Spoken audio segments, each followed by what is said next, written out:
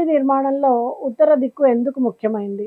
వాస్తు ప్రకారము ఉత్తర దిక్కు ఇంటి నిర్మాణంలో ఉత్తర భాగం శుభ్రంగా ఉండడం, తక్కువ బరువు ఉండడం, పెద్ద గదులు, ప్రధాన హాలు ఈ దిశలో ఉండడం వల్ల ఏందంటే చాలా మంచిది.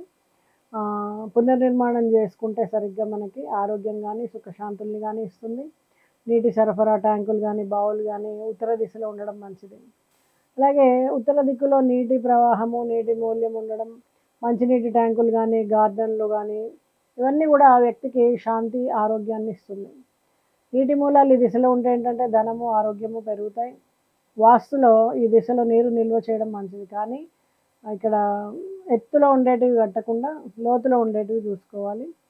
అలాగే ఉత్తర దిక్కులో భారీ వస్తువులు, బరువైనటువంటి వస్తువులు పెట్టకూడదు. తక్కువ బరువు, లైట్ వెయిట్ వస్తువులు ఉంచాలి.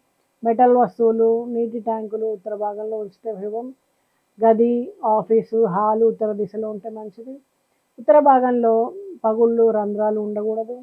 వాస్తు దోషాలు ఉంటే గనక రత్నాలు, వాస్తు పిరమిడ్, కుబేరమూర్తి వంటి వాటి ద్వారా పరిష్కారాన్ని చేసుకోవచ్చు. నీటి ప్రవాహం సరైన దిశగా చూసుకుంటే గనక ఈ ఇల్లు మీకు చక్కటి శుభాలను ఇస్తుంది.